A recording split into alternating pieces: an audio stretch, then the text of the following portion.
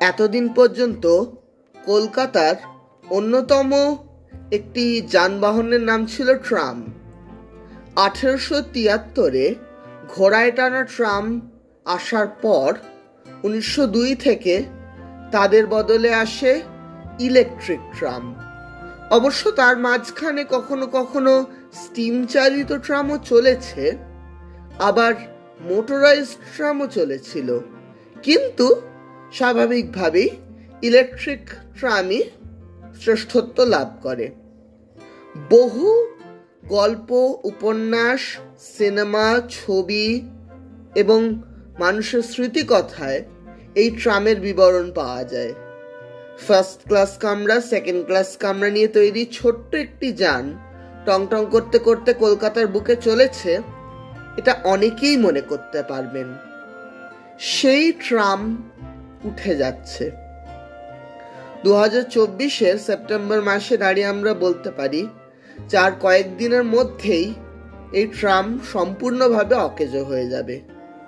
Heritage হিসেবে হয়তো একটি লাইন চললেও চলতে পারে, কিন্তু সেটাতেও খুব বেশি কিছু আশা আছে বলে আমাদের মনে হয় না। ট্রাম আমি তো নানা রকম দেখেছি। হ্যাঁ, ভারতে তো দেখেইছি, কলকাতায়। এছাড়া দেখেছি আমস্টারডামে অর্থাৎ নেদারল্যান্ডসে। সেখানকার বেশ কয়েকটি বগি বিশিষ্ট ট্রাম আমার মনে আছে। এগুলি বেশ আধুনিক মানের এবং সুন্দর একটি দূষণমুক্ত যানবাহন, যেটা যে কোনো ট্রামেরই অন্যতম বৈশিষ্ট্য।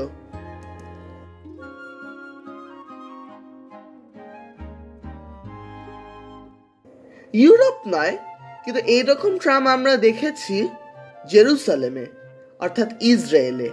ইসরায়েলে বলছি কারণ প্যালেস্টাইনের যে অংশটি জেরুসালেমের মধ্যে রয়েছে সেই অংশটিতে ট্রাম আমরা দেখিনি। আমরা শুধু দেখেছি ইসরায়েলে।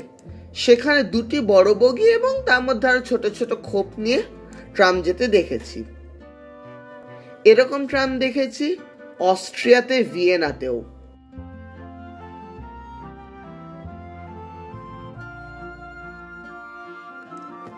তবে ইউরোপের অন্যান্য বৈশিষ্ট্য হচ্ছে এখানকার পুরনো ট্রাম।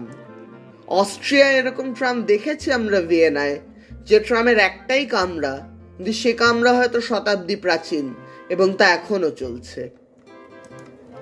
দেখেছি প্রাগেও অর্থাৎ চেক রিপাবলিকেও এরম বেশ কিছু ট্রাম।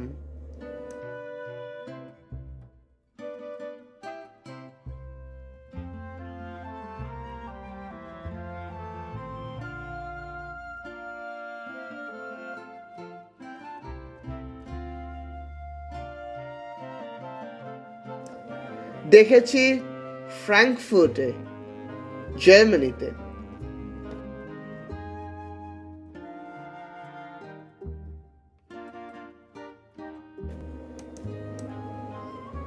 আর দেখেছি আলেকজান্দ্রিয়া অর্থাৎ মিশরে।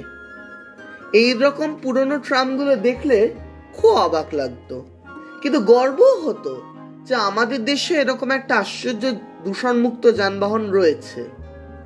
সেই ট্রাম উঠে গেল, এ লজ্জা আমরা রাখবো কোথায়?